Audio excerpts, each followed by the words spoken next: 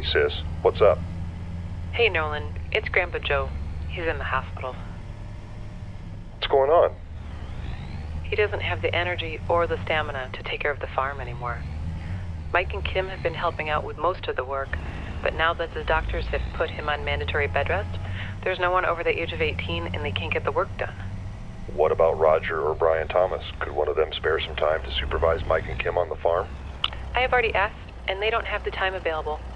Roger and Brian worked with Bob Pendleton at the bank and bought up most of the properties in foreclosure. They have their hands full with all that new acreage. Has it really gotten that bad? Worse. We're in our third year of drought conditions. The yields are down, markets are down. Most of the kids have left or went off to college. There's just a handful of us here now.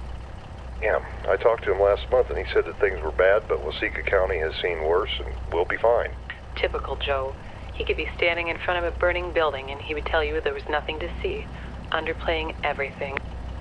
How long is he on bed rest? 4 to 6 weeks, maybe longer. He'll be in the hospital a few more days. They want to keep him on IV fluids and make sure he's able to get around on his own. Are you able to come back to the farm? Several fields are ready for harvest. I looked into outside contractors, but they want top dollar.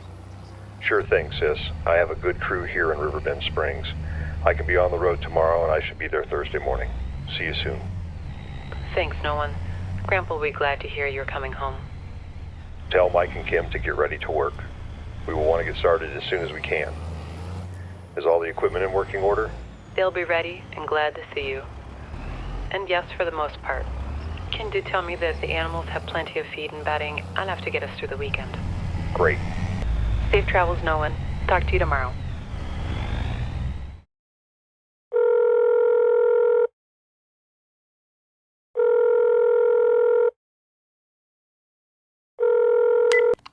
Good evening, Nolan. What can I do for you? Hey, Darren. I just got off the phone with Joni. My grandfather's in the hospital and is going to need to be off his feet for the next 4 to 6 weeks. I need to head up to Minnesota tomorrow to take over operations for the foreseeable future, and I will need you and Donna to keep things running down here. Nolan, I'm sorry to hear that. I hope it's not too serious. Donna's at the farmer's market dropping off the latest harvest from the greenhouse. I'll let her know as soon as she gets back. And don't worry, we'll make sure everything gets handled. What time are you leaving? Mid-morning. Hoping to be on the road before noon. All right, well, I'll drop what I'm doing and head over and check on the hogs to make sure they have what they need. No need. I checked everything before I went into town. Just swing over in the morning to make sure they're okay. Sounds good. I'll get over there first thing in the morning. Let us know if you need anything else. Thanks, Darren. You do the same if you need anything. I'll talk to you later. Bye, Nolan. Well, if someone would have told me 2 days ago that I would be putting plans on hold to head back to Minnesota to take over the family farm, I would have thought they were a bit crazy. But life has a way of changing plans for you. Grandpa Joe always said that it wasn't life's challenges that define someone's character, it's how they reacted to them. Was this a good time for me to be doing this? Of course not. But when family needs you, you show up. Joe and Clara were there for Joni and I when Mom and Dad died, and now it was time for me to do the same. Why did I leave? I never really intended to. I just got swept up in the tidal wave of life, I guess. I headed off to college when I graduated from high school and worked the farm summers and holidays while I was on break. As I learned more and more about animal waste reclamation and farm waste biogas systems, it became the subject for my master's thesis. Given the source inputs, the process is quite elegant. Use anaerobic digestion to convert organic waste like manure and crop residues into biogas, mainly methane, and digestate. Biogas can generate electricity, heat, or be refined into fuel, while the digestate serves as an organic fertilizer. These systems help reduce methane emissions from waste, promote renewable energy, and support sustainable farm practices. At the beginning of my final semester, I received a dream job offer from the Arkansas Electric Cooperative to build and design new BGA systems for small communities in more rural areas, and that was that. When I called Joe, Clara, and Joni with the news, they were excited and happy for me, and off I went to pursue my career, landing in Riverbend Springs and starting a life of my own.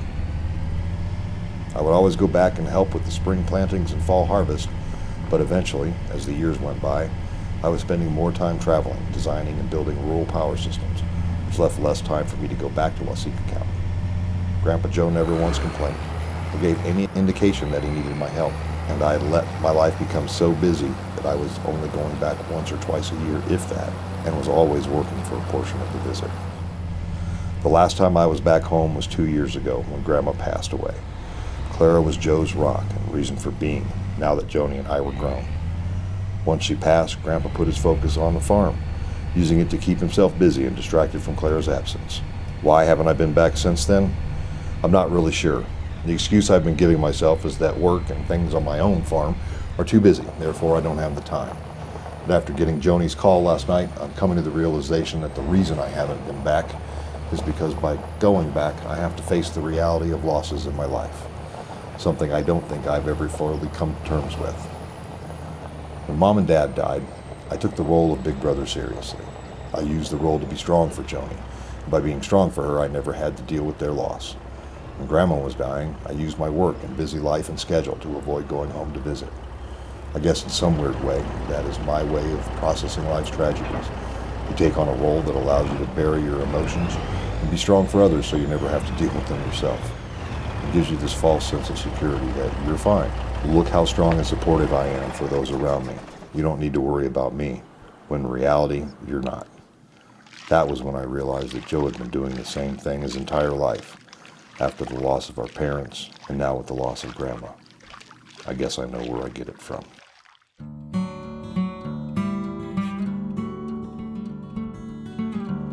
I have to be honest, that was probably one of the best nights' sleep I've had in a long time. Grandpa never said much, not with words anyway, but he taught us more than most folks ever will. How to work, how to wait, how to fix what's broken without throwing it out. Those lessons stuck, even when I tried to outrun them.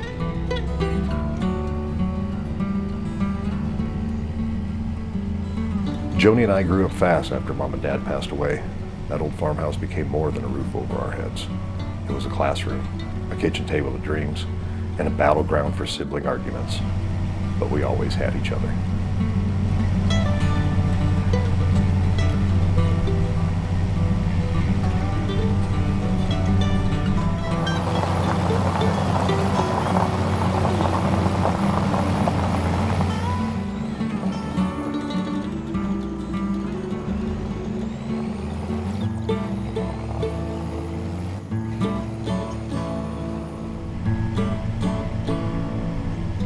It's about a 5-hour drive along the back roads to some free campsites along the river just outside of Monteith, Iowa.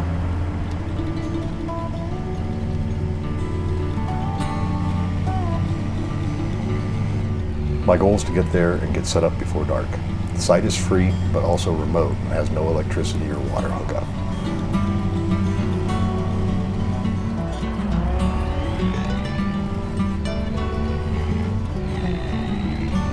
These back roads used to feel like the edge of the world.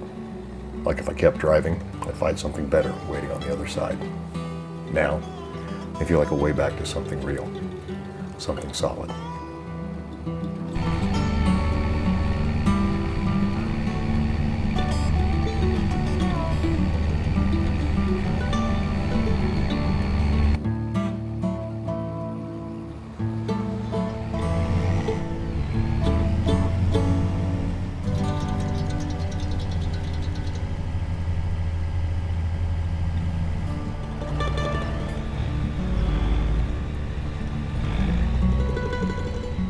I made good time today. Getting lost in my thoughts really helped pass the time and gave me some much needed clarity.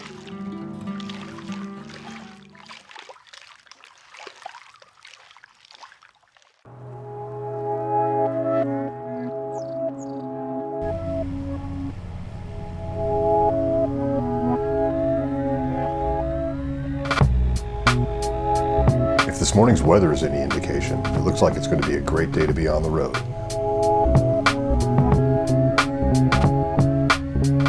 After 3 years of drought, I'm afraid to think of what sort of shape the fields are in. There are only a few ponds and streams in Waseca County, and once those dry up, the only option is to pipe water to the fields from your well, which comes at a high cost, both financially and environmentally. It seems like the closer I get to home, the more anxious I become. How will things be when I get there? Is it as bad as Joni said it was, or worse? I guess I'll find out soon enough.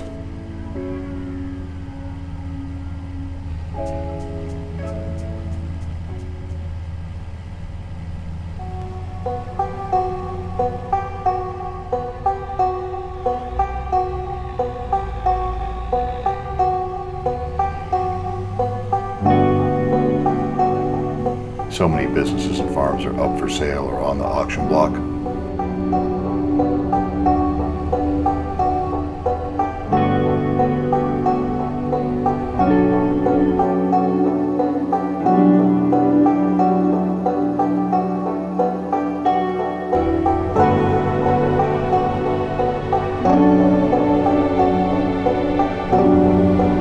It's worse than I could have ever imagined.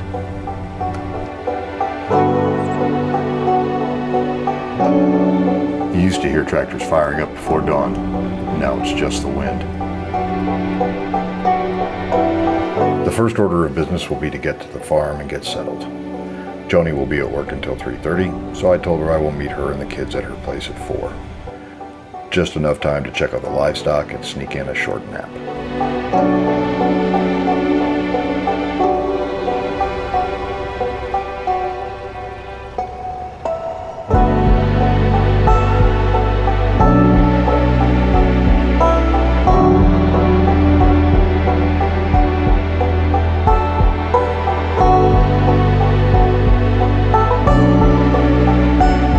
They say that apples don't fall far from the tree, and it certainly is true in this family.